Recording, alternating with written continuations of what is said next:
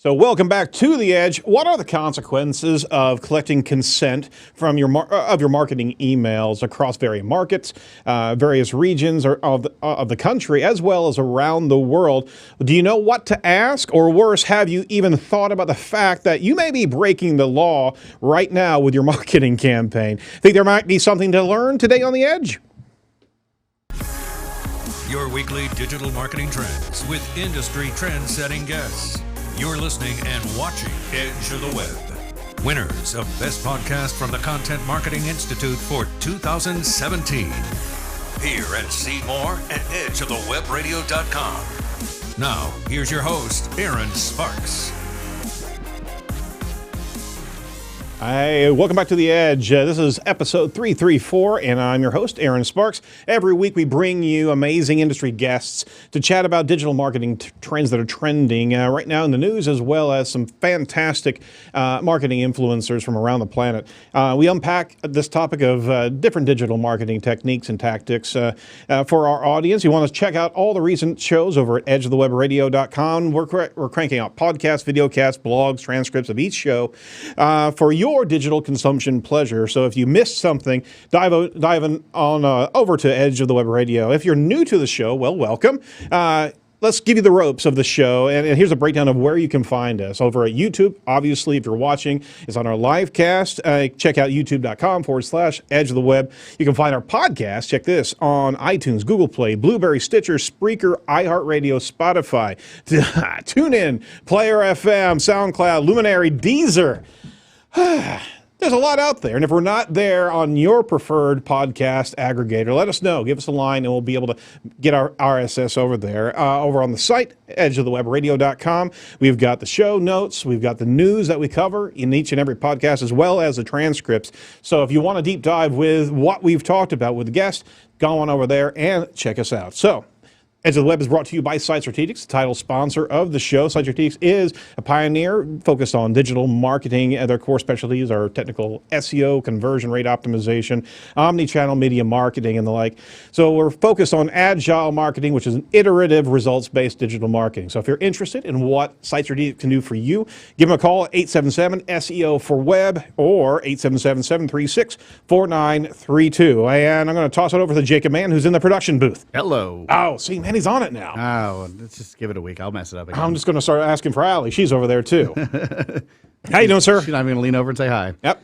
I'm doing well. We took the kids to the Toy and Game Fair in Chicago over the weekend. The Toy and Game Fair? Yeah, it was a lot of fun. How large is that particular fair? How many square footage? I don't know. Is it a big thing? Yeah, it was pretty big. They use part of the conference center there on Navy Pier. And cool. I forget how many vendors they have, but my two oldest are now at the age where we will let them run around together while my wife and I do our work stuff that we have to do there. And because she's doing lots of videos and everything else. You don't give them a credit card, do you? No way. But you can play with everything there. That's pretty cool. Lucy, who has her own YouTube channel, we did, I think, 19 interviews with various game inventors and presenters and things like that. She grabbed the mic and she'd tell me where we're going next, and just all this stuff for her own YouTube channel. Keeping it super busy, so we had a really good time. Lucy's got more subscribers than we do, right? She might. But it's all good, so. All right. Well, that sounds like fun, and I'm sure Legos were in the space there. Oh, absolutely. Lots and lots of Legos. Things that work with Legos. They had a guy that had he invented a thing that connects to Legos to make roller coasters. So you build your beams and everything else with Legos, and then you just add his tracks. He's got little cranks or battery power to bring the cars up and bring them down, do loops, and oh my gosh, it was really cool. Ha! Very cool. It's a good place to be. Oh, you got to check that out. All right. Hey, good place to be. You know where a good place to be is? Wednesday, right on this channel, noon. It's going to happen, guys. We're doing the live SEO audit with Andy Drinkwater. He's healthy. He's back. He's going to be with us, and we're going to tear up a site that was submitted to us and be able to break out a lot of the different SEO factors that could really win the day for them. So stay tuned. Make sure you have a reminder if you're listening to or watching the YouTube channel. Hit that bell so you can actually get reminded when we go live, because we're going to do a live SEO audit noon, November 27th, noon Eastern, November 27th. So make sure you jump in and ask some questions while we're doing the SEO audit. Just to let you know, a few guests are upcoming. We're going to have Elizabeth Martin here joining us on December 2nd, as well as Talia Wolf, who's going to be with us December 9th, and Robert Rose, who's going to be joining us at the end of the year, December 16th. We're thinking about doing one more show before we sign off for this year, but we'll let you know what that is going to be in December. All right, so that's the housekeeping. Let's get off to a good start here. Let's introduce our guest, who's been patiently waiting as we're talking about Legos and the like. Niklas Stephenson, how are you doing, sir? I'm doing great, and fantastic to hear that you're talking about the Danish Legos all the way over there. Hell, well, I mean, we all, both Jake and I have 4 kids, so we do have to actually say one thing about Legos. Man, they're sharp. They're so painful to walk on.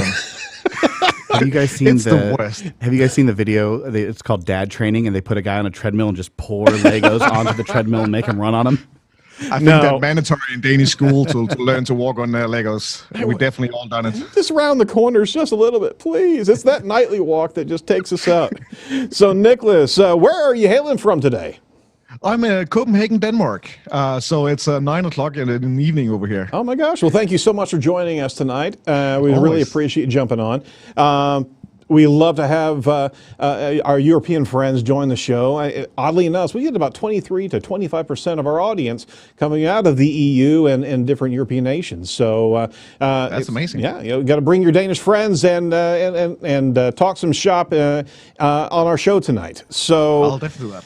I want to introduce you to our audience. Niklas is the founder and CEO of Legal Monster, and he founded Legal Monster as a way to help marketers not worry about if they're breaking the local email marketing laws. So we're gonna dive into that because it's a very, very important topic, and if you haven't come across that, you need to pay attention to the show. But first and foremost, we always roll with some digital marketing news. So Niklas, are you ready to roll?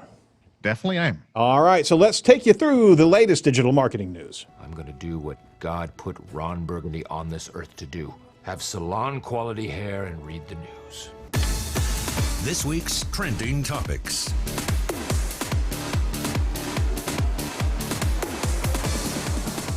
All right, so just want to welcome you back to the Site Strategics Digital Marketing News Desk. This is a bonus news podcast and video for Edge of the Web Radio listeners, episode 334. I'm your host, Aaron Sparks. Joining me this week is Niklas Stephenson. So let's take a look at our first article. And there's been a lot of news this week. And I wish we could just do a news show of everything that actually comes through, because there's been such change here recently with Google algorithm updates and what have you. But something very interesting here when it comes down to the legal side of digital marketing. Google Ads, this is from Marketing Land from Ginny Marvin. Google Ad intros restricted data processing capability for CCPA compliance. All right, so CCPA is California Consumer Privacy Act, if you've not come across that before.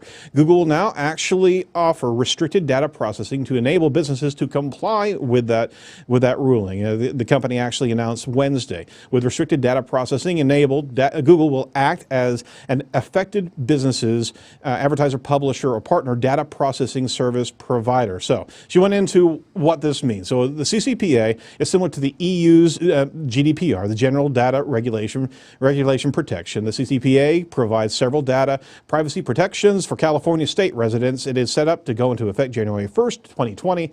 The affected businesses must give California residents the ability to opt out of the sale of their personal data on their website homepages. CCPA also applies this business to businesses that in part meet one of the following criteria: having annual gross revenue of at least $25 million, buy, receive, or sell personal data of at least 50,000 consumers, households, or devices, and derive at least 50% of their annual revenues from selling personal data. All right, so they've kind of specialized and focused on some key companies, Facebook being one of them, Twitter, obviously, a number of the top marketing firms. They have to comply with these particular rules. So there's a lot of restriction documentation in this article. We certainly want you to have a look at how the data processing works, as well as how it affects advertisers. But first and foremost, I want to ask Niklas, what is his thoughts about CCPA, and why should we be worrying about it in California? I think it's interesting because it's the first piece of legislation in the US that is really like a modern privacy law. We have been hit by it for over a year here in Europe with something GDPR, which is way broader. CCPA is a fairly small piece of legislation compared with GDPR. So I think it's quite interesting to see the panic in American companies. I was over visiting Segment in San Francisco a few weeks ago, and the entire conference was about privacy and CCPA. So it's definitely something that is starting to get people, looking into privacy and how this is going to affect the internet in the next 10 years, because this is just the first small step in something huge. Absolutely. And I think, like reading the article, I think what is so interesting is the responsibility, because when you're using Google's products, it's not Google's responsibility. It's you as a company's responsibility. So yes, Google has to comply with CCPA and other privacy legislations around the world, but you also have to if you're within the confines of CCPA, right? Right. And so I really think that you need to have a deep look at what are the requirements for if you have to comply, and if you have to, you will have a busy December. No, absolutely. You got to get it all together right now. And just a key note here is that this is a California law. However, we also know that predominantly whenever there are new laws strike in California, they do become the law of the land, right? To a particular degree. There is already a draft going on in the Senate, I think it is, on a piece of new countrywide privacy law, where basically up to 20 years prison sentence. Oh my gosh, 20 years. Yep. Everybody listen to that. Let's repeat that again. 20 years. It's only a draft, but yeah, 20 years. Wow. So it's definitely that, like, there's movements in the States as well. Yeah, absolutely. And we also need to remember that if you're doing any kind of business in Europe, no matter if you have one user, you need to comply with the GDPR. Very good. So just the fact is, you should look into this right now. Absolutely. And I mean, honestly, any company that has a website literally needs to understand what their rules and regulations are around the world. This is what we're going to be talking about today, because it's not just your own backyard. The internet is the global space in which we're all cohabitating now. If your business does follow under CCPA, you'll want to make sure you're adhering to the regulations across your digital marketing efforts, not just Google as well. Given the size of California's population, this regulation will have an impact on the ability of those businesses to retarget and build lookalike audiences based on site visitors, customers, on a potential sizable percentage of their potential audience. California represents actually 12% of the U.S. population, so you just better get your house in order, right? Yeah, and I think one thing with the CCPA is that they use the term selling data all the time. But that's so hard for people to understand, and the definition is so broad. Yeah. If you're transferring data to any kind of third party and they're getting any kind of value out of it, other than the service they're providing you, then it's basically selling data according to CCPA. Okay, so let's put a pause right there. That's really important for somebody to understand. If I'm loading up my MailChimp with 50,000 users, right? Yeah. And I'm about to start sending the campaign, there is data out of that behavior that MailChimp's understanding. Oh, yes. And there's value that they're deriving, not from just servicing your EMS, right? But actually they're learning from these domains, these bounces that are happening. That's all going into their data systems. So they are probably doing some kind of machine learning based on best headlines or spam detection, etc. Yep. That's value creation for MailChimp as a company, and thereby you are selling your data to MailChimp. Perfect. That's the important thing to understand here, is that they are benefiting from those. They are just not a utility. You have to understand that you're engaging and interacting with these platforms. All right. So basically, like GDPR, you have to run through every external vendor that is getting any kind of personal identifiable data from you, and consider, is there any kind of value gain for them? But you're not covered by their CCPA or their GDPR. You have to have your own adherence, correct? Yes. You are what is called the data controller. So you are the one in control of the data. The end user have given you the data. They have not given it to Google or MailChimp. Got it. So you're the one basically who is responsible for the data and will be punished if you don't adhere to the laws. There's the quote for the day right there. All right. Who's in control of data over at Google? Search Engine Roundtable from Barry Schwartz. I think I can't remember the last news section that we did. We did not mention Barry Schwartz in one way, shape, or form. So we got to get him back on the show. Google search result rankings had a very, very volatile week. Tremors all week, question mark. So there's been a number of SEOs contributing into the observations that there has been a good deal of updates over this past week. I think it's from what are the dates here? From last Friday, starting last Friday. So it's been about a week and some change here, all things considered. And as they're looking at the data, there's a number of people that are contributing into this space. People are saying traffic keeps on dropping. Did not make any dramatic changes to the website since the last update where I gained traffic. I don't know what the asterisk Google is doing. Should probably not be mentioned on radio.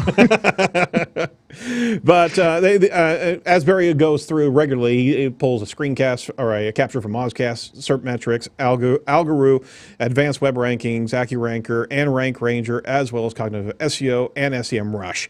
So it does look like there's a good deal of volatility, or at least for this small set of data that they're looking at right now. And a good number of SEOs have contributed in that they're seeing the same thing. I mean, I don't think we have had a month that we haven't had a sizable change in algorithm, either core updates or minor updates. I think it's kind of par for the course now. What do you think, Niklas? Well, I was going to say real quick, I'm still new to this, and this is all I've ever seen. So that's been fun for me. That's right. You haven't. This is par for the course for you, isn't it? There used to be calmer waters, Jacob. Right. I'm waiting to see those days. Yeah. Well, I don't think it's going to happen. Niklas, what do you think, man? The good old days of SEO where you just wrote some content and you just ranked number one. Yeah. I miss those days. Yeah, exactly. I think like coming from, I used to be VP growth at Trustpilot, and SEO is the powerhouse of everything Trustpilot is doing. All our funnels start with organic search, and you're just doomed to what Google does. You can never prepare. You can just see what happens every day. And we had a team of SEO specialists, and basically they're just in a war every day, every minute to win over the competitors, and that's the only way to do it. But I think you should also always focus on building those extra channels, right? Getting away from Google being 95% of your business because they either change the algorithm or close down the service you're using or whatever they do, because they, as all of us, change all the time, right? But if it's a big core part of your business, you just need to invest in being ready to react when they change something, because they do it all the time. There's nothing else to do. No, there's not. And they've been sending signals for a number of years about expertise, authority, and trust, the Google Raters guidelines. These are things that you must adhere to and on top of that, put into practice what are the best standards of execution to be able to create your authority in that space. Links are dying. It's not a quantity. We know that it's been that way for the longest time. It's the quality of links, and the niche of your industry is very, very important for that. So if you're not paying attention to these factors, you need to jump up and look at what's happening. I mean, it may already be too late for a number of domains if they're not paying attention to this. But you're absolutely right, is that you can't put all of your chips on search engine optimization as a way to be able to gain business. You've got to be looking at these other spaces. It's completely like legal compliance, right? If you don't follow the laws, you'll be punished. And you can just not, argue your case anywhere with Google. Sure. You're just out. Yeah, you can't appeal that. Exactly. And to that point, I think they are tightening up their website compliance, their standards of what they look for in websites that are going to actually be valuable. And this is their sandbox. It's their rules. There's no government that's actually in control here. So pay attention, make sure that you are aware of the rules, because ignorance is not an excuse, right? Yeah, and be ethical. I think as long as you're doing it ethical, you cannot do it wrong, right? Yeah. So keep away from all the dark pattern stuff, and just do a good, honest job, and then you'll just probably do pretty well. You're absolutely right. Well, all right. So here's the dark pattern for you. Thanks for the segue. Vanishing messages. This is over from Bloomberg Law. Vanishing messages muddle e-discovery for attorneys and judges from Sam Skolnick.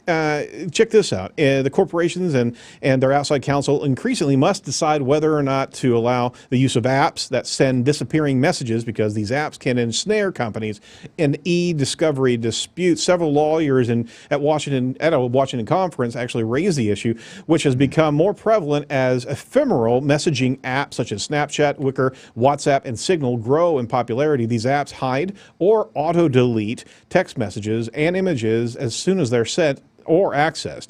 So attorneys at the Advanced E-Discovery Institute sponsored a Georgetown Law's Continuing Legal Education Division said that these apps pose issues with the duty to preserve communications that could become evidence in the legal proceedings. So if you're not aware of your digital wake as an organization, it's not just the content on your site, it's not just your GDPR, it's not just your CCPA, right?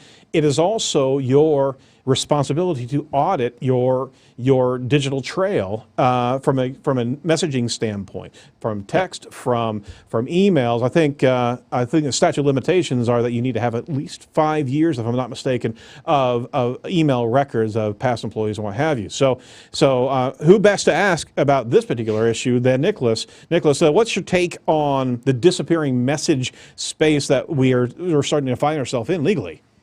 I think there's two sides, right? So this article is about B2B communication, right?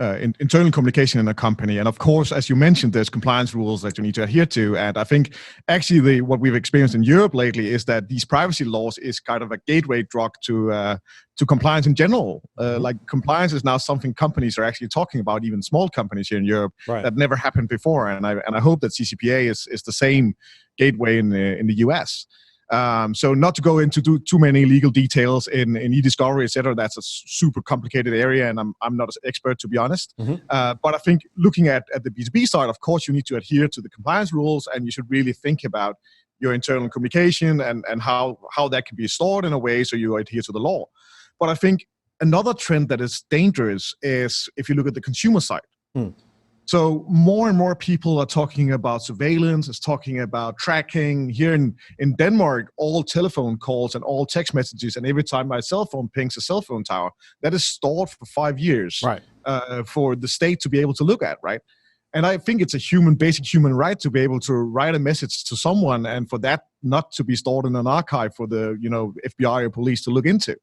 So I think on the consumer side, it's a very different issue where kind of the governments and organizations, we've seen it with Cambridge Analytica and the Facebook scandal, right, is starting to have so big powers that, is really hurting the individual. But again, back to the businesses, it's something completely else, right? Because there you're actually bound by laws that you need to adhere to this. So it's really, really a balance. And then when you start to discuss, what about privacy for employees, et cetera, then it starts to be really complicated. Right, right. And we're talking about high-stake scenarios like trade secrets theft and different issues. I mean, in fact, there was an excerpt. There was a Silicon Valley trade secret theft. The Google's self-driving car project found during discovery that competitor Uber Technologies had told its employees to use the ephemeral messaging app Wicker to discuss efforts to develop the self-driving car. So I guess one of the scenarios are you got to be able to lock down some of these apps. Is that business communication must stay in channels where you can actually protect and store this data. But who in the world actually is Snapchatting business information between other employees? I mean, that's got to be the first signal right there. That just sounds ridiculous, right? Right. But I think, to be honest, a lot of what Uber is doing is ridiculous, right? Yeah. I think this is not the first story in the category of stealing trade secrets and hiring former employees and stealing stuff from other people. Oh yeah. It's kind of what you get to expect from them these days, right? And I think what could be interesting was if the states had data authorities that was empowered to go in to make sure that these companies comply with these laws, right? That's what we start to see here in Europe a lot, is that the data authorities are going on raids. No, you better believe it. The Danish data authorities can come and knock on my door any second, and then I have to open my systems and show them how I'm complying with the laws. And if I'm not, I'll be fined. Fined or imprisoned. So I mean, we're we're not that crazy in Europe, but you'll get a big fine. So we had a Danish taxi company, for instance, that stated in the privacy policy that they would delete data within 2 years, but they actually kept them for 5. So the Danish data authorities found 9 point something million data points, and they got a fine for I think it was like around $1 million. Just by not deleting data they were not even looking at. Oh, right? my life. So the other side of the fence is if you're going to tell people you're going to actually delete it, you better delete it. I mean, so they were in compliance too much, right? Exactly. Oh, my gosh. What was the fine there? Do you know? I think it was just south of $1 million. So not that bad. But still, for a small local taxi company, that's still a sizable check, right? No, you better believe it. All right, so there's the setup for our conversation today. GDPR, CCPA, and the disappearing email messages, well, not email, but the disappearing messages for e-discovery. There's a lot of legal scenarios here that we're going to have to dig into. So there's our news for the day, so certainly appreciate it. We also appreciate Ahrefs as being a continued sponsor to The Edge. Ahrefs makes competitive analysis very, very easy. Their tools show you how competitors are getting their traffic from Google, as well as why. So you can see the pages, their content, their inbound links, everything that you can actually that can help you in your competitive advantage. It's not just about getting significant traffic, though. Ahrefs tools also help you find topics worth creating pages and content on. It's a great tool set. The link intersect tool you got to check out, be able to see explicitly where your competitors are getting their links commonly, where you don't have visibility on that space, and be able to put together an intersect strategy just then and there. So not to geek out on you, but those are really, really some cool things. So check out ahrefs.com. That's ahrefs.com. Start up for a tree trial. A free trial today. You'll swim in great data as we do here at our shop. So there's our sponsor reference. But let's make this week's featured guest and dive into some good digital talk. Now it's time for Edge of the Web featured interview with Niklas Stephenson, founder and CEO of Legal Monster. Sometimes I just don't know if I actually have some mini strokes on air. All right, so let's introduce our guest again. Again, welcome back to the show. If you've not come across this podcast, this is Edge of the Web Radio, and we're diving in with a good conversation regarding email and compliance of a number of factors, making sure that you're going to be sending good communication with the consent of the audience. Let's introduce our guest, Niklas Stephenson. He's the founder and CEO of Legal Monster. He founded Legal Monster as a way to help marketers, I should say, not worry if they're actually breaking the local email marketing laws regionally and worldwide. Before Legal Monster, he was a VP of growth over at Trustpilot. Congrats very much. That's the story of Niklas that we have. Niklas, tell us your backstory, because I know there's got to be some good information out there. Oh, there definitely is. How long do we have? So I'm the typical multi-time entrepreneur. I started my first company when I was 16. Oh, very cool. I went to LAN parties with all my friends, and they were amazing at gaming, and I was the worst in the world. So it was not very fun to spend the weekend losing in Counter-Strike, right? So instead, I learned to code, and I learned to build websites, and I became a big part of the CMS called Joomla or Mambo back in the day. Mm-hmm. Part of the Danish community and was running that, and told people I was 25, but I was really 16. And basically from that, I built a consultancy that built websites and different kinds of web solutions. And that led into building a SaaS company here in Denmark that got sold this spring. Mm-hmm. And yeah, I had a tenure at Trustpilot as VP growth on the business side of lead generation. Mm-hmm. Very interesting to try and join a leadership team in a big global company. Very cool. That's a great story of how you climbed. And 16-year-old starting their own company, we applaud that immensely. But I got to say, I got to push pause on that. Did you know they're coming out with a new Half-Life? Oh no, I don't know. Oh my gosh, you haven't. It's going to be amazing. I don't game at all. I've like the only game I play is Magic Cards. Very cool. Very cool. Which is the best game in the world, right? But I usually don't play it on a computer. So my 19-year-old kid is telling me about this, and it's going to be fantastic. You got to swing back around and check it out. Just the visuals are going to be fantastic. But Magic Cards, man, he was also complaining that every time he comes back in, you got to get that new deck each and every season. Man, that's a money-making thing, isn't it? I play with the old cards, the old paper cards from the 90s. Oh, good. Yeah. All right, yeah, it's kind of a racket there. But you know what? What's not a racket is paying attention to your email communication. So you started up this company. Boy, I hate those corny segues. I really, really do. You started up this company, and you've been paying attention to a heck of a lot of legal requirements for digital communication. So there's a lot to consider whenever you're executing any digital marketing, regardless of what platform. But email marketing and SMS text marketing have their own troubles. Can you kind of break out some of the pitfalls of executing email marketing explicitly incorrectly?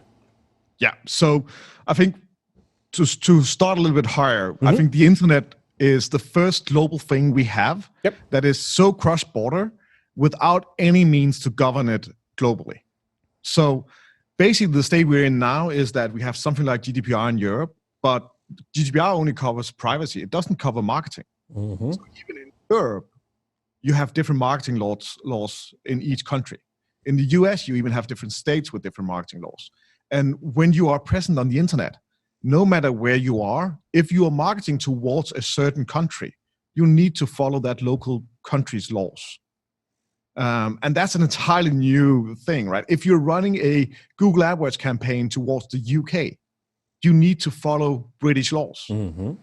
Even if you're running a English worded language campaign on Facebook towards Danish people, you need to follow Danish law. So how in the world? You're absolutely. This is earth shattering. Really understanding that your communication, although it's vetted in your local space, has ramifications worldwide. You're certainly going to be marketing to different regions, but how do you get a hold of even an understanding of those particular laws and regulations? That's the hard point, right?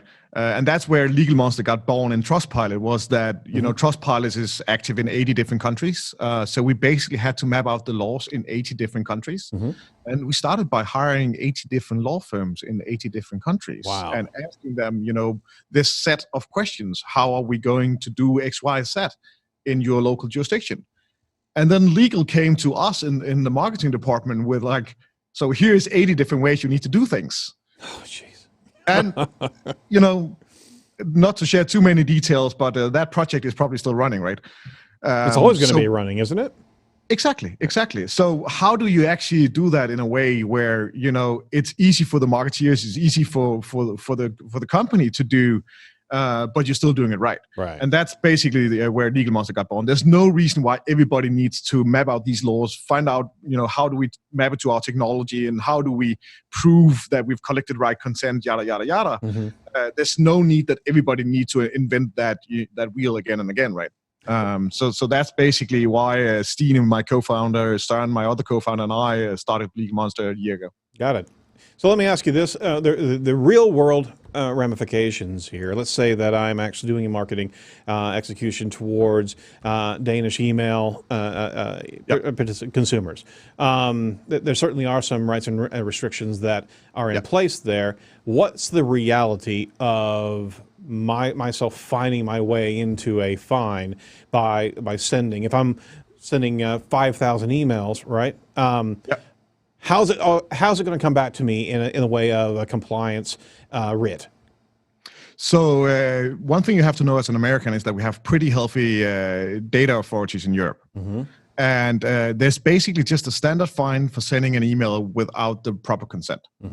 It's $25 roughly per email. Oof. If you have sent 5,000 emails, and we're not talking about email addresses, we're talking about the number of total emails you have sent without consent. Oh, wow. So let's say you have 5,000 in your list, you email them once a month, and you've been doing so for 10 months. Then it's suddenly 50,000 times $25, right? Yep. That runs up pretty fast, right? Absolutely. But if you do it wrong in the US, it's $19,700 per email. So that can run really. Are you serious? Yeah. The rules are also a lot lighter in the US, so it's harder to do it wrong. But if you're doing it wrong, let's say that you have people unsubscribing from email and you're still sending them emails. Right. Then you can basically end up in quite a pit. Oh my gosh, $20,000 per email. All right. Yep. Yeah, that boggles the mind. It's a Danish company that got a $1 billion fine in the US. Are they still around? A pretty big public company, yeah. Okay. But they had to stop all marketing efforts in the US for an entire quarter. Just to recoup. Just to recoup. Oh my gosh. All right. So how would one get notified if you're actually, in fact, breaking the law there? So that's, of course, always hard, right? Mm-hmm. Because, if you're a small US company that is running a campaign towards the Danish market and you're never present here or anything, but, the letter, just getting a court case here in Denmark would not be fun, right?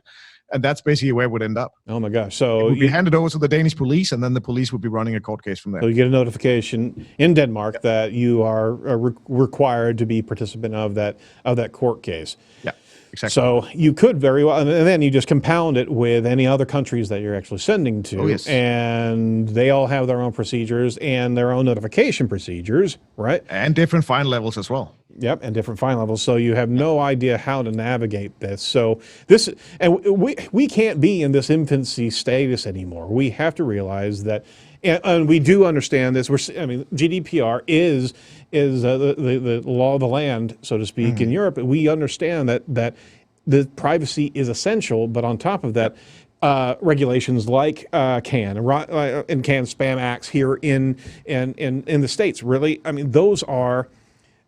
they've already been well accepted and well defined. So here's my question to you: is that privacy regulations are relatively a new set of standards, but email regulations have been here for a long time. Why? There's nothing new. Why are we not rigorous? Why are we not paying attention to why do we have a lack of knowledge in this space, Niklas?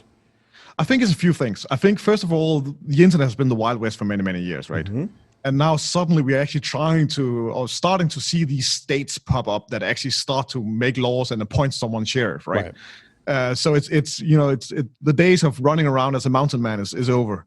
Now there is a sheriff in town, right? And especially in Europe, we are starting to see these data authorities get a lot more resources. So, for instance, the data authorities in the UK I think they've tripled their resources just the last year, and over the last 5 years, they got 50 times the resources that they used to have, right? Oh my gosh! So suddenly, there's actually a police force that can, look into these cases. And I think GDPR was just such a earth-shattering thing for the entire internet that people have actually started to look around and see what are there actually of laws out there. Mm-hmm. So in Denmark, for instance, we've had the marketing laws for a long time, and the Danish data authorities have actually automated fine giving. So if a certain amount of people complain about certain email address, they will look into it, and that's completely automated. You can just forward spam to a certain email address, right, and they'll take it from there. So we've had that fairly long time, and we've seen fines for, I think, the last 5 or 6 years. But that's now starting to come to other markets as well, right? Mm-hmm. Beforehand, Denmark is just such a small, we're the same size as not even San Francisco, right? We find for 5.5 people in total. It's usually call it South London. So it's not really like people look to Denmark to be inspired, but suddenly Europe comes up with GDPR, and now people are actually looking into what they need to do. So for instance, in Europe, we also have a thing in German, it's called Impressum, which is the laws that define what kind of information you need to share of your website around the entity that is communicating. Oh, wow, okay. So if you have a company website, you have to communicate, the phone number, the person who is data responsibility, your physical address, your company registration number, and a few other things. And those rules are also in Denmark just a little bit differently. They're also in the UK, and they've been there for 10, 15 years. But nobody looked at them before. It's almost like ADA website compliance here in the States. ADA came about in 1974, but only in 2008 did the electronic documentation side of this really get some teeth, and then they actually tied in to WCAG, World Consortium of Accessibility Guidelines, and all of a sudden now we're hearing horror stories upon horror stories of compliance issues where the Department of Justice gets involved and sites are being fined $250,000 for not having their pharmacy page visually compliant, auditorially compliant. So there's a heck of a lot of things that have been in existence. Are there organizations that are, to your point of making sure that the websites actually in the Europe space, websites actually have content about the entity? Are there organizations that are policing just that very fact on a regular basis for different domains that are hosted in different countries? It's the same data authorities that is doing the same work. And those organizations again is just growing and growing. In Denmark, I think they have 30 open positions right now, so it's really growing. Wow. And people can just complain directly to them as they can complain to the police about someone violating the normal laws, and then they will look into it. All right, so what horror stories have you heard to share with our audience? We've gone through a few hypothetical fines, but if you can share anything regarding ramifications of lack of adherence to these particular regulations or just ignorance of this, can you lay a few on us? Yeah, so I think what we're starting to see as well, so we are a venture-backed company, so I'm hanging out with a lot of venture-backed companies here in Europe. And what we also start to see is that it's not only a question about, the authorities coming after you with big fines, but it's actually also about deal-making. So, going through a check if you're, closing a round of funding and you have your due diligence or selling your business, this is also getting on the list of those due diligence checks. So a no-name company here in Europe was selling a big part of the company, and it turned out that they didn't have the right email marketing consents, and a big part of their revenue channel was actually sending out emails. And suddenly the buyer, even 5 months into the deal, just before closing, pulled out and said, "Sorry, we can't buy if 95% of your revenue is coming from email and you don't have the right to email people." Oh my gosh! What is the value of your business? And they ended up giving a 20% discount on the deal. No, that's a really good point. Is that whenever there are buyouts of organizations, the assets of a company are not just the physical assets. Certainly not the book of business, but it's also their email, their marketing campaigns, their marketing engine that they have actually developed. And if you're out of compliance, right, it could very well kibosh the deal. That's terrible. What is the value of your email list if you're not allowed to email them? Right? Yeah, exactly. It's that simple. Yeah, I'm gonna buy a criminal action. That's what I'm about to do. Yeah. Oh, geez. All right, give me another example of something. Just a traditional, have asked the wrong questions or no consent questions when people sign up for your list, and sending out emails where you cannot prove how you obtained the consent. I think another thing that people do often is the abandoned cart emails from e-commerce companies. Right.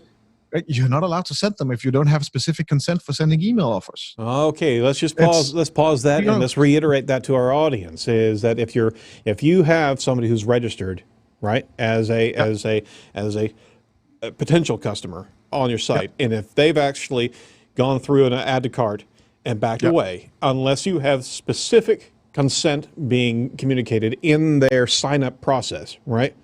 And more importantly, if they've opted out and they still get that email, you're out of compliance and you're breaking the law. And it needs to be so specific that you need to state the purpose of what emails you're going to send. And if you don't include special offers or any kind of wording in that covers, a abandoned cart recovering email, right, still breaking the law. Does that apply just to email, or would that also include like remarketing ads? Because I've had it before where I've added something to my cart, gone away. Right. The next day I have an ad that literally says, "Hey, you still have something in our cart." It's not email. Right. Does that apply to that as well? Now I'm going to disappoint a lot of people. Yes, it does. Oh, no, he said it. So basically, you need a specific consent per channel. So if you're going to send a text message, you need specific consent. If you're going to do specific remarketing towards a individual, either based on a cookie or based on an email address, right, that is communicating via a channel as well, you need specific consent. And it needs to be individual consent, so you cannot bundle it all together and just saying, "Oh, we're allowed to email, text, and remarketing." Right. That is not, that's not allowed. All right. So here's another question, a little bit different take on it. Is that you as the company that are communicating to these customers, unbeknownst to unbeknownst to them, right? Yeah. They haven't signaled consent that they want to be marketed to, and it's a great question, Jacob. Is that all of a sudden the stalking remarketing happens? Well, Yeah. it's not just the company that's actually doing the marketing; it's potentially the marketing agency that's Yeah. also executing on behalf of their client. Correct? Yes, correct. What And I think ramifications come at the agency that's actually participating in out of compliance marketing execution? I think it's I don't have a specific case for Sure. that, but I think first of all you'll lose clients, and it will hurt your business if you're not all the way up on your toes in this, because this is the future of advertising, is that you need to adhere to all of this. So if you are an agency out there and you're not a wildest expert in this area, you'll be in trouble in the next few years. Oh my gosh! All right. Well, we've seen it coming, and again, our firm we've known about ADA compliance for the longest time. You have to be in that process of mitigating that issue inside of email. yes. You have to make sure, and let's talk about auditing email list for a second. Is that it's commonly said that, okay, if I conduct business with this particular consumer group, then by inference, they're allowing us to communicate as well as communicate with them digitally. Is that not the case, or are we in a gray area? It depends a little bit on what you're doing.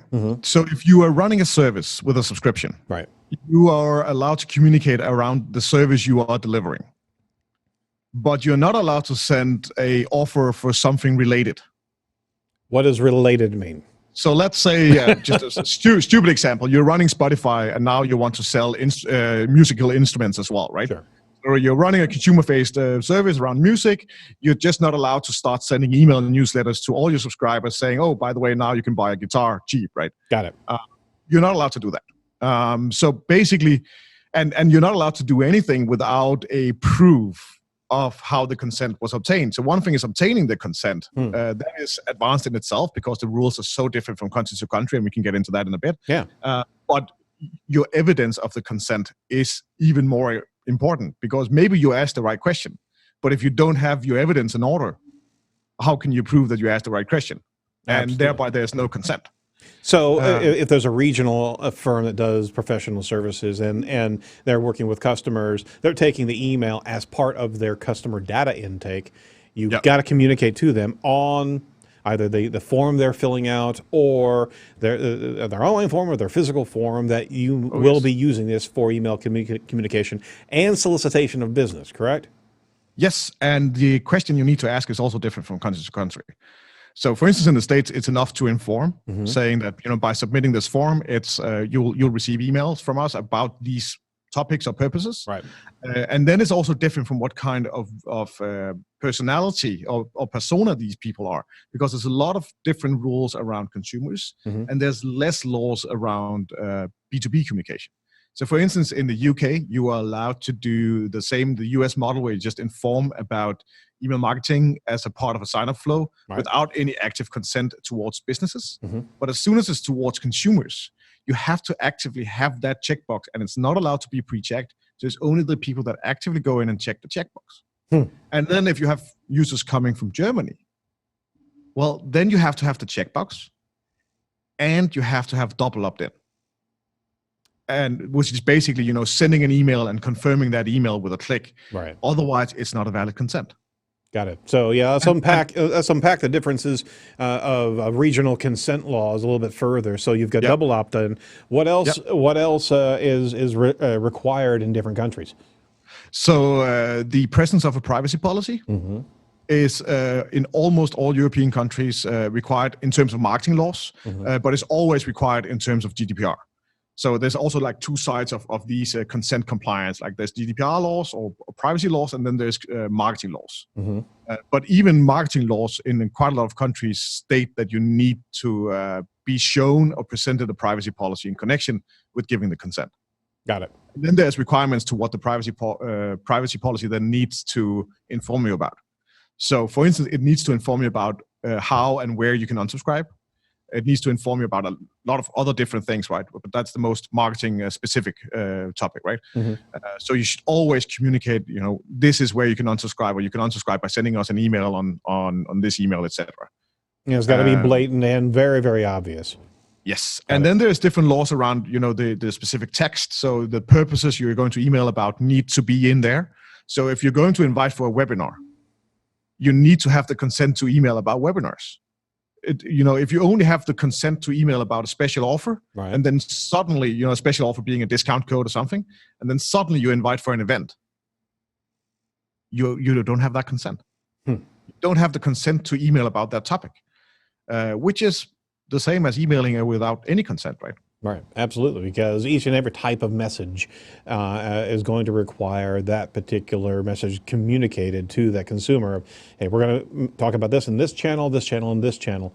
Exactly. That's a. And on top of that, you also have to pad your bets of so to speak, that even a channel that you haven't thought of yet.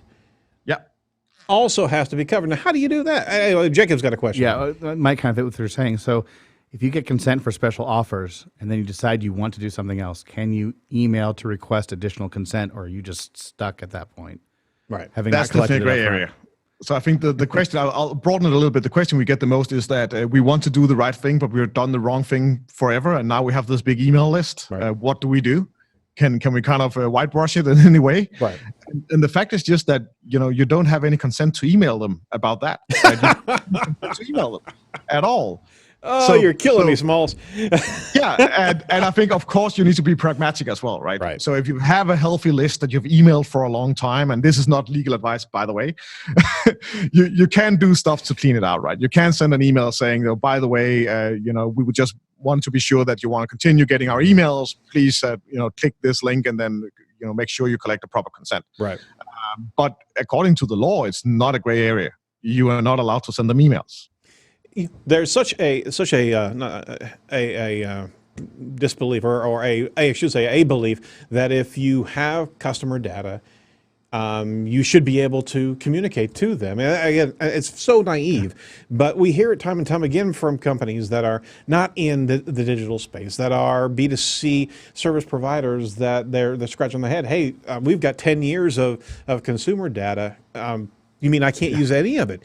You can't even use it to even start a campaign. You cannot communicate to them. Exactly. So imagine walking into a store, physical store, buying something with your credit card. Right. You can only buy that thing with your credit card if you hand over your email address, right? That's basically the same thing as shopping online, because of course you want to hand over your email address so you can get notifications about your order, right, get the invoice, etc. Right? Imagine that every time you walked into a physical store and swiped that credit card, that they could then send you emails. That would be crazy how many emails you would get, right? Well, absolutely. As long as I give them my junk email, then I'm fine, right? Exactly. But you cannot choose not to hand over your email when you are shopping online, because you hand it over for a different purpose. Right. I see. Right? Yep. So that's again where the purposes come in. Without having consent for the right purpose, would you really, break the trust of your customers by misusing their data that they had to hand over to you? And then that's the level of seriousness that you have to take whenever you're looking at your consumer data, is that there's a trust there, and you're breaking that trust in order to be able to market, to be able to move that content in front of them. That's why these laws are there, guys, is to protect you as a consumer, as well as the transaction that was originally intended for. You don't have the rights to move all the way around and remarket to them in other areas that they haven't consented to. Exactly. And I think it's kind of our own fault that all these laws are coming, right? Because it's all because we've misused consumer data for years. Right. Like, it's all because, as I said before, the internet has been the Wild West for many, many years. And now suddenly, our governments have figured out that we need to do something about it, because it starts to have real impact on, the society. I think for me, it's actually quite simple. Look yourself in the eyes and say, how would I feel if I was a customer here and people doing this with my data? Right. We're all consumers, so we're on the other side of the fence on a regular basis. It just, I guess the wires haven't fully connected from a business standpoint. And on top of that, that agency that you're employing, right? Oh, yes. Has a responsibility, and that's a vetting side of things, is that if that agency is not adhering to these type of compliance regulations on behalf of you, they are putting you in jeopardy. And you need to be paying attention to that. So yeah, I'm sure you have like a checklist of what to ask of your email marketing provider for companies. But on top of it, your service, and again, this is not a sponsorship. We're just referencing the company has a very strategic focus here. You're providing a level of information across 80 different countries of what those legal stipulations are. And you also have an API connection over to a number of the different EMS systems like HubSpot and the different email providers, right? Yeah. So basically, what we've done is that we have it's kind of a free piece product. So we've gone out to local law firms, a little bit like I described before that we did with when I was in Trustpilot, and then we've asked them, so how are the local laws around this area, and how should that function both in English and in your local language? And then we mapped all of those countries together in one big, what we call our legal framework.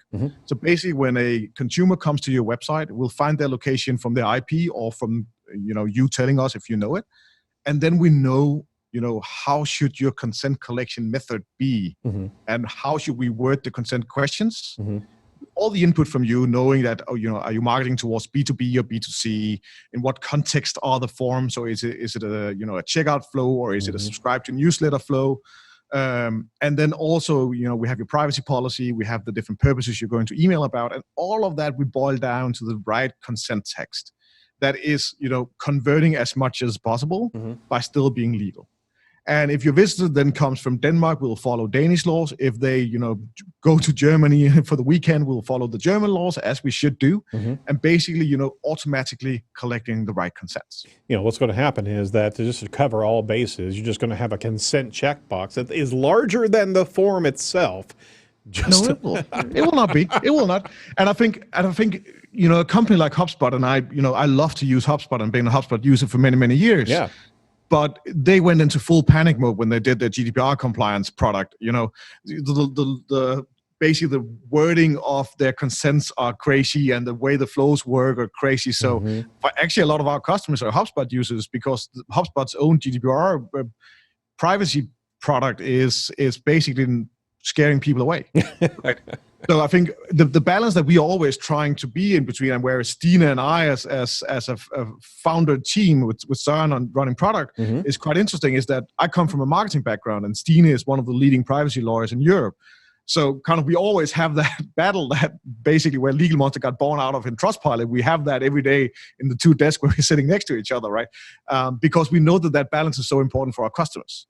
Right. If we make a consent text that doesn't convert, people will remove it. That is huge. Yeah, absolutely. And in the end, for us, what we want to do is enable companies to be good data citizens, and basically give end users, a trust in our customers, and enable our customers to do the right thing. And if we do that in a legal mumbo jumbo way, or in something that will hurt your conversion rates, it will not happen, right? Right. So it's always that balance in between, what are the legal requirements? How can we write it in a friendly way? And how do we tie all of this together? Yeah, that comes with some auto sensing against the IP, so obviously which message to deliver, and on top of that, a little bit of user testing, so you can actually a lot of user testing, compact that down into a space. Conversion is the name of the game here, and that's got to be on every business owner's mind. Is okay, I'm compliant now. You got to see the other side of the equation of what, in fact, is the fallout from it. So you guys focus on that on a regular basis to be able to help us in that space. Very good. Definitely do. And that was also born out of Trustpilot when we had to start to collect consent for privacy policies in Trustpilot way back. We just put it live in the most important funnel of all, and suddenly we saw a conversion rate drop of 40%. Right, really? And that's a funnel that drives into the entire business. And of course, we could not accept that, right? And imagine that you have a landing page offering a free ebook on a SaaS website, right? And your offering goes live globally because everybody speaks English, and you're running the same marketing campaign towards multiple markets because that's entirely normal these days. Right. In the US, you can go by informing that, by downloading this ebook, you will also get a nurturing campaign about this topic from this company.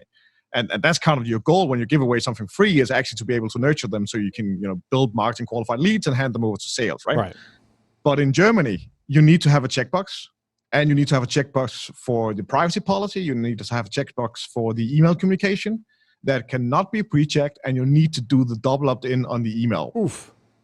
Right? So how do you think your conversion rate would do if you went out globally and did the German model? Right. Can't do it. No, you'd lose Exactly. more than 40%. I mean, you'd lose Way more. Yep. Way more. Wow. Like 95%, right? But suddenly, if you do that, you're losing out on the US market by being way too over compliant. Right? Yep.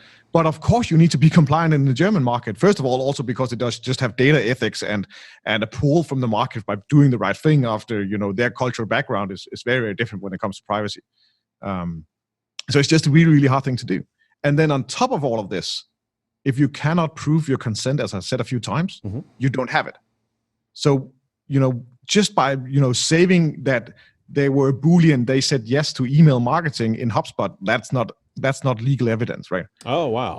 So we're actually saving 21 data points about each consent that basically, proves that this user said yes to exactly this version of your privacy policy, to exactly these email marketing purposes, et cetera, et cetera, et cetera. Oh, my gosh. And we store all of that in an audit trail. And I think you made a point when we talked about Uber and communication and the compliance rules in the US about how long you need to store that Right. kind of information. You also need to store these consents. And in Denmark, it's 5 years. That's also about how you're storing them and yes. and what documentation you can clearly extract, because that Boolean checklist that's deep in a database table field, right, is not going to be evidence. You're going to have some sort of printable record. So you guys have printable records of any individual, right? Yes. They can format it into PDF, be able to tear it off right there. There's the evidence. Yes, Very and the cool. evidence has also been proven by the local law firms, so we know that it would hold up in court as well. And we are that trusted third party that that is able to prove your consent. Jake, you got a question? Yeah, so you kind of covered it there, but I want to get clarification on something. So when you talk about going global, obviously it makes sense. You have to look at everything you have to do. What happens if your goal is not to go global, but for whatever reason, the product I'm selling only to an American audience gets traction in Denmark? I never had any intent to do that. So do I need to protect myself for a global audience just in case it takes off, especially if it's something digital where I don't have to, because it's easy to say like we only ship in the USA, but if you're doing something that's digital or a service, Right. then you can easily do it globally. So if you guys pick up and like my thing, what do you do then? I don't know. I think, first of all, congrats, because traction is the hardest thing in being an entrepreneur. Building products and the rest of it, that's easy peasy, but getting traction is the hard piece. Yep. The rules are also, again, a little bit gray. So if you market towards a specific country, you need to obey to the rules. So let's say that you got traction in Denmark because you were running a AdWords campaign that you by mistake, checked off the run it in Denmark box. Then you need to obey to Danish rules. Right. But if you've never done anything specific for Denmark, And organically it happened, right? Organically it happens, then you will be in the green for a period. But the bigger you get, the more into the gray area you'll come. So is there a percentage of the IP traffic that's coming from a particular country that is a threshold moment to be able to then trip over into another level of compliance law? Yeah, I think that'll be impossible for us to put a number on. But I'll say, if I think the best rule of thumb is that if you're doing anything concrete or even thinking about doing anything concrete in a specific country, right, then you should get your house in order. Got it. All right. Well, there's a lot here. There's a lot, and I certainly applaud you for diving into this, because, man, this is a hot button issue that really not many people want to tackle and take on, but it certainly is the law, and you have to have the ability to comply with it, and it's just untenable unless you have a scenario, I guess, a solution such as what Legal Monster, because it literally is a monster that you're dealing with. That's where the name comes from. All right, here's softball for you. What would you recommend to listeners that are buying email lists? Don't. Okay. Done. It's that easy. It's impossible to prove you consent evidence and the trail of where did they say yes to hand over this email to a third party. Yep. In Europe, it's illegal in every country. It's even some states in the US. Just don't. Right. Don't. It will a little bit like building your entire house on top of Google. One day it will be gone. It will crumble. In this case, you'll just have a fine as well. All right, so here, this is a great place. We're gonna recommend to our listeners, you want to join our email newsletter and give us full consent on letting us know how you want us to send that email newsletter. Go over to edgeofthewebradio.com and sign up right there. We are compliant to all GDPR and CCPA laws. Damn it. Or you can text to the number 22828 and get the process started. No, that is not a consent to actually send you if you text with a message. I'm just going to rewrite my entire newsletter speech because of this. Okay, so I gotta tell you, Niklas, it's been a pleasure, and there's so much more to unpack. I realize that literally, I'm sure there's stories for every country that we'd love to get into, but alas, we're out of time here. Every show that we do with a guest, we want to ask them a couple quick follow-up end-of-show questions. What bugs you about your industry right now? It's super boring. Everybody is dark blue, called consent something or audit something or compliance something. Come on, guys, light up a little bit. Get a fucking monster and be fun, right? People will not do this. People will not comply as long as it's a boring task, right? And we need to enable people to do the right thing. So I think as an industry, we need to get together and have a little fun. Very good. Okay, conversely, what excites you about your industry? Because evidently they're all boring and they don't wear lampshades at all at the party. So what's exciting in your industry? I think what's exciting is, and I think I alluded to it a little bit earlier, is that the internet is such a big global factor these days. And, human rights has not been a thing on the internet. Right. And we're in, we can either destroy the internet completely and it will ruin our civilization as we know it, or we can save it and make it into something super awesome. And I think that's basically, that's the path we're on when it comes to privacy. Super awesome, like a Tivoli animal, perhaps? or just, the free speech, the open information highway that's as it was intended to be, right? And not something that affects election all over the place and put people into power that shouldn't be in power. Woof. There's one for the books right there. I think we're just going to use that as the soundbite. I'm half British. So I'm mainly looking at Brexit. Oh yeah, absolutely. That's a mess. That is a mess. That's a proper mess. Oh my gosh. And the elections haven't happened yet, or have they? No, next month. Next month. And that's another election just on Brexit that they voted 3.5 years ago. Oh yes. Oh my gosh, this is terrible. All right. Fun story to close off. So I have 5 family members living in the UK, and 3 of them voted leave, and all 3 have died since the vote. So they basically just left the rest of the family with a country that is leaving the EU. Oh my gosh. And it's quite funny. There's an inheritance right there. Yeah, exactly. Oh my gosh. Oh, what a morbid joke. I appreciate that. All right, hey. Welcome to Denmark. We got to talk to you again, Niklas. We certainly appreciate you coming on board. If we have some questions, can we come back around and talk to you a little bit more about this? Always. We really appreciate that. I mean, just shoot me an email or write me on Twitter. I'll always be right there. Very good, very good. Our recommendation to businesses and marketing agencies alike is: do not take this lightly. You must be in compliance. You must be moving on this if you're not already. So, a final thought for businesses that haven't even looked at privacy and consent laws. Yeah, so shoot me a tweet or reach out to me, and we're actually offering a free compliance check. So we can get you, give you a report and tell you where you should start and how you should get off the race to do the right thing, right? Very good. Well, thank you. And we're certainly going to give that information out here real quick. Be sure to check out all the trending news we did cover with Niklas on the bonus episode and the bonus YouTube upload. That'll probably be out tomorrow, the next day. If you want to follow Niklas, you want to find him at on his Twitter handle at Nick, N-I-K, Step. Facebook is Niklas Stephenson. LinkedIn is Niklas Stephenson. And and Instagram is Nick Step as well. And if you want to give your email out there, you can certainly do it now. Yeah, it's ns@legalmonster.com. Very good, very good. So to wrap this thing up, we should all be compliant. We should be taking care of this right now, and know where you're marketing to, because you could be in a foreign country and not have the consent to communicate to them. Boy, you don't want to be on the receiving end of that court case now, do you? That would be super, super bad. Thanks so much, Nicholas. It's been a pleasure. You're welcome. You too. Absolutely. And thanks for everybody listening and watching to Edge of the Web Radio. Be sure to subscribe to our YouTube channel. If you want to jump onto our live stream, just hit the bell. And if you're really feeling up to it today, drop us a quick review on iTunes as well. We certainly appreciate the feedback and the audience participation. Make sure to see all the must-see videos and much more insider information over at edgeofthewebradio.com. That's edgeofthewebradio.com. Be sure to sign up to the newsletter, which is GDPR and CCPA compliant, and we won't send it to you unless we get your consent. We'll talk to you next week. Do not be a piece of cyber driftwood. Take care.